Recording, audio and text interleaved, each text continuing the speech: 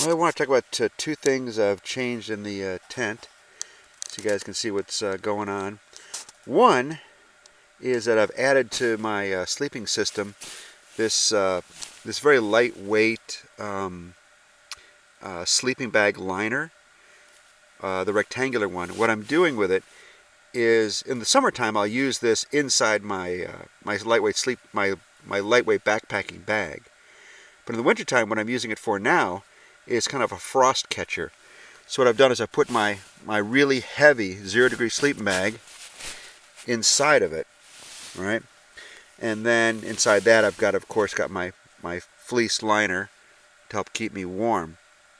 And that I've used this frost liner a couple times. It's worked pretty good because this is what gets wet, not my bag, so my bag stays warm. And something else I've added here, which is a little more controversial, which we're trying out. We'll see how we like it. Those are two candle lanterns. I left one up here. Just a regular Yuko, candle lantern. This is a tea light candle lantern, and it's doing its thing, and it's producing heat. And I have it inside these cans here to kind of give it a little bit more of a margin of safety. Not that this is a terribly super safe thing to do, but I've tried it. I've tried this at home a couple times to make sure that it doesn't flare up on me. I have found that if I use multiple wicks inside a single tea light, it will flare up.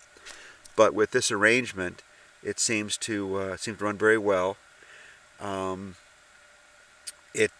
now, the tent itself, I can take yours over here. The tent itself right now is, you can see it here. Well, I'll just tell you, it's 40 degrees and rising, okay? Which is pretty darn comfortable. I think outside tonight's supposed to get down to 16.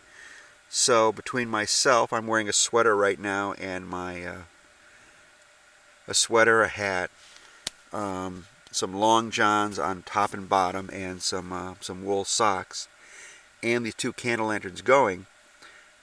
I've got the tent up to 40 degrees. So as soon as I go to bed, I will absolutely not let these run while I'm sleeping. That would be incredibly foolish. But when I'm changing, or I'm sitting here kind of relaxing, or kind of just thinking about things, this might be an option. I may continue to do this. It's not much weight. In the summertime, I use citronella in those candle lanterns to kind of keep the mosquitoes away, or at least minimize them. In the wintertime, I think I'm going to be trying the unscented tea lights to provide a little bit of heat in my tent. Something else I've done here to kind of increase the safety a little bit is on here I've got a little clip, and so it makes it really difficult to tip. You have to tip both of these things over to get the thing to tip over. Also, I put holes in here on the side in these cans here. These are just Progresso soup cans. What I found is that if I just put a few holes in there, it tended to let the wax heat up too much, and that's, I think, what's caused my flare-up. Now that I've got plenty of airflow in there, these are not very these aren't even really warm to the touch. There's plenty of airflow, so they stay relatively cool. The wax burns normally, and it's kind of neat. It kind of throws a little bit of little light out of all those different holes. It's kind of a pleasant appearance. I considered hanging them up here in my tent off of these, but I would just keep knocking them too often. I think it might get wax splattering. This seems to be a better arrangement, and I think this might be a keeper. This is something I might be doing in my tents in the wintertime more often. Is it the safest thing to do in the world? No. And I would absolutely never, ever, ever suggest anybody sleep with these things running. But I got lots of ventilation in my tent, and it helps. It helps take the edge off. I mean, having two tea lights, you can't expect your tent to heat up like to 50, 70, 80 degrees. It is not going to happen. But the two tea lights running seems to kind of take the edge off. 40 degrees. What am I at now?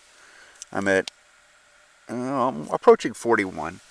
41 degrees in a tent in the middle of winter. That's you know, it's comfortable. It takes the edge off, so it's not, doesn't feel as bad. So, especially when you're changing your clothes.